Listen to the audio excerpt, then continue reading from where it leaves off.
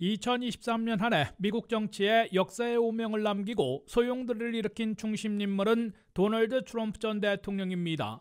트럼프 전 대통령은 특히 미국의 45대 전직 대통령이자 차기 대선의 공화당 선두 후보라는 독보적인 위상으로 미국 정치에서 파란의 역사를 쓰고 있습니다. 트럼프 전 대통령은 2023년에만 3월에 뉴욕에서 한 번, 6월과 8월 연방에서 2번, 8월 조지아에서 한 번 등 모두 4번이나 형사 기소됐으며 모두 합하면 91가지 형사범죄 혐의를 받고 있습니다.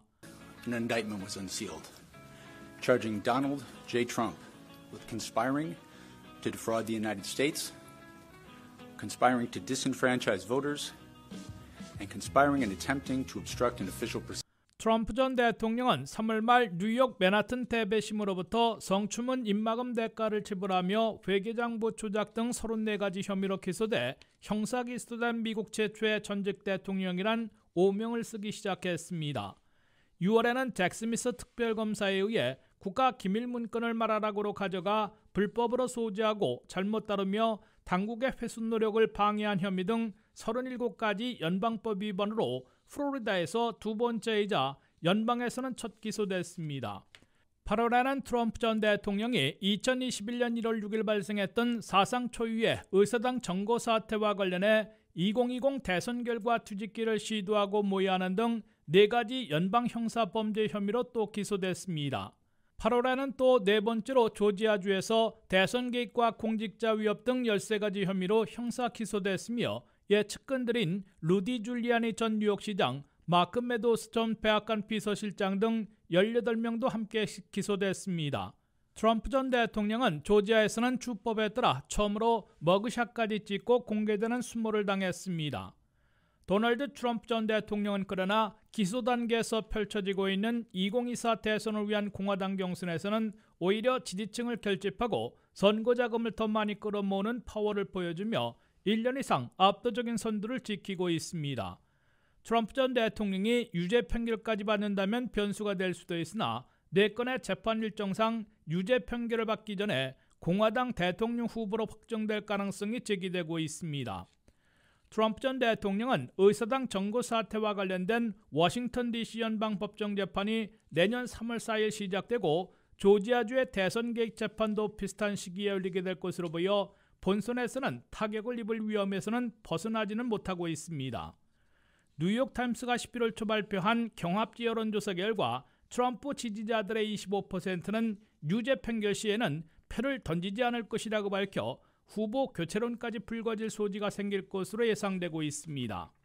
여기에 2023년을 마무리하는 12월 19일에 트럼프 전 대통령은 의사당 점거 사태라는 반란에 개입한 혐의로 공화당 경선에서 이름을 빼야 한다는 콜로라도 주 대법원의 판결이 나와 백악관 레이스가 요동치고 있습니다.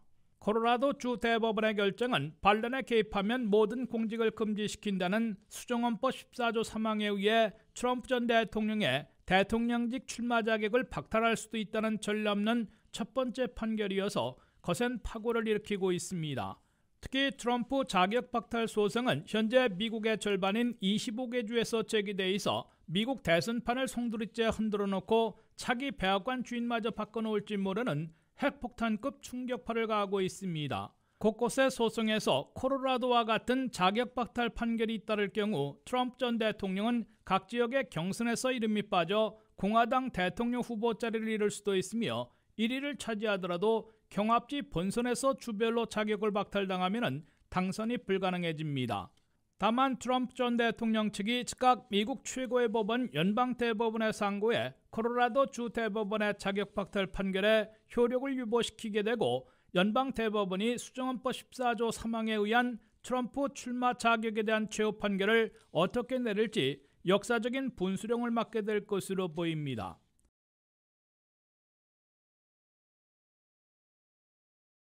조 바이든 대통령은 미국 경제 개선에도 불구하고 경제정책에서는 높은 불신을 사고 있고 바람도 못 일으키고 있어 재선 전에 노란불이 켜졌다는 경고를 받고 있습니다.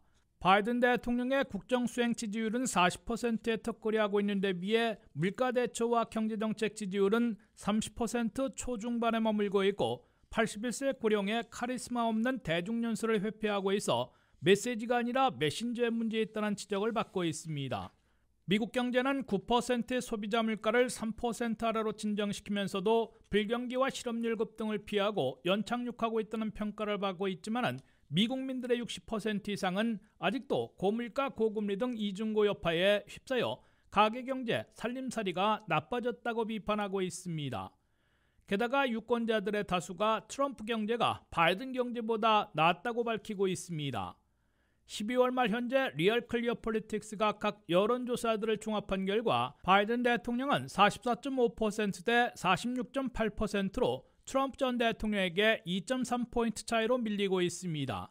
아직 오차 범인의 접전으로 끌고 가고 있는 것 같지만은 거의 모든 여론조사 결과에서 밀려 트럼프를 막을 민주당 후보는 나밖에 없다는 바이든의 재선 구호의 정당성을 잃어버리고 있습니다.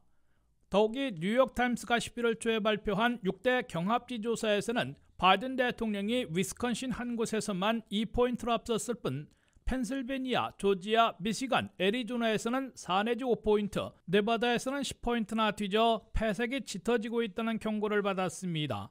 바이든 대통령은 전통적인 지지층이자 2020년 자신을 당선시켜준 흑인과 히스패닉은 15포인트, 젊은 층은 10포인트나 지지를 대거 상실해 단임에 그칠지 모른다는 위기가 고조되고 있습니다. 조 바이든 대통령의 재선 과도에 악재들만 속출해 먹구름이 휩싸이고 있습니다. 아들 헌터 바이든이 탈세 등 9가지 혐의로 끝내 기소된 데 맞춰 공화당 하원은 바이든 탄핵 조사를 공식 착수하는 결의안을 221대 212 당파적인 표결로 가결했습니다. 외교통 상원의원 출신 인물을 자부해본 바이든 대통령은 우크라이나 전쟁에 이어 이스라엘과 하마스 간의 중동 전쟁까지 터지면서 미국의 외교가 안 통하는 모습을 자주 보여주며 전쟁 비용만 지원해주는 꼴이 되면서 바이든 지지율을 떨어뜨리고 있습니다. 악재들만 속출하고 81세 고령인 바이든 대통령이 이를 뛰어넘을 힘이 없다는 인식이 확산되면서 심지어 민주당 진영 내에서는 1968년 린든 B 존슨 대통령과 같이 재선제를 중도 포기하고 대안인물을 내세워야 하는 것 아니냐는 후보 교체설이 끊이질 않고 있습니다.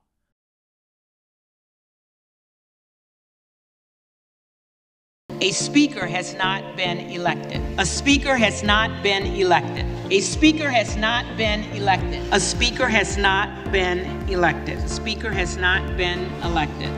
2023년을 시작하며 공화당이 장악한 연방 하원에선 하원의장을 선출하는 것부터 100년 만에 볼 수 있는 내용이 시작되고 10월에는 사상 초유의 하원의장 축출, 하원 마비 사태까지 벌어졌습니다. 케빈 메카시 하원의장이 당내 극우 보수파들의 저지로 무려 15차례나 되는 표결 끝에 가까스로 하원의장에 올랐습니다.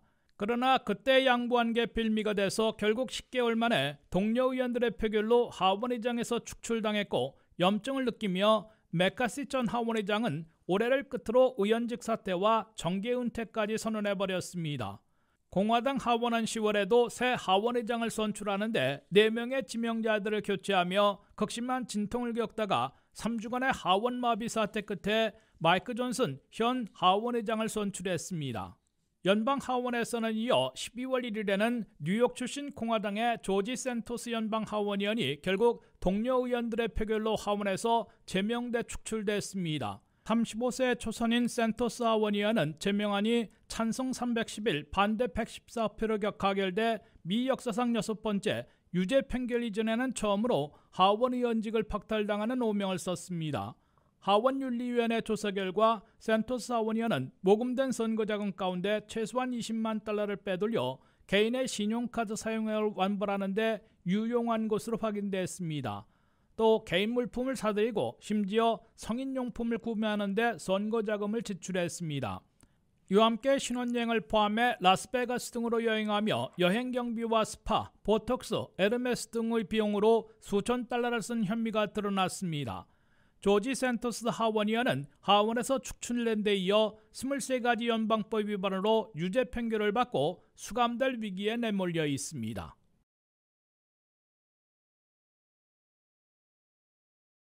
미국 최고의 법원 연방대법원이 올해 회기를 마치면서 6대3 보수위 구도에 따라 확실하게 우클릭한 최종 판결들을 내려 미국의 정치 경제와 대입 등의 막대한 파장을 불러일으키고 있습니다.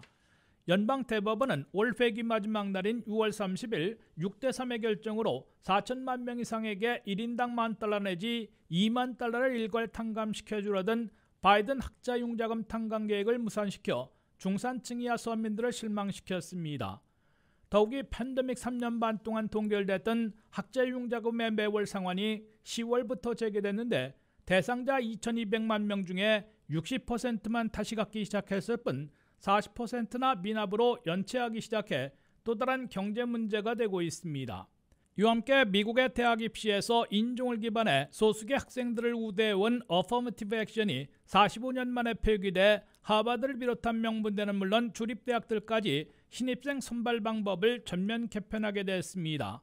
아시아계 학생들이 소송을 걸어 승소한 하버드의 경우 소수계 우대로 흑인 학생들이 전체 신입생의 7%에서 15%로 2배나 급증해 성적이 우수함에도 탈락하는 역차별 소송을 불러왔습니다.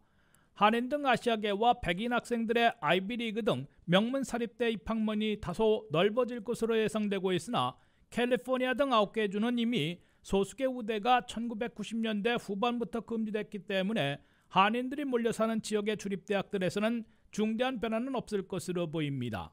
흑인과 히스패닉계의 대입을 우대해온 어퍼머티브 액션을 45년 만에 금지시킨 연방대법원 포스파 대법관 6명의 우클릭은 지난해 50년 만에 파기시킨 로우 대 웨이드의 여성 낙태권 보호 파기 판결과 함께 2024 선거에서 핵심 이슈가 될 게 확실해 공화당이 대가를 치르게 될지 주시되고 있습니다.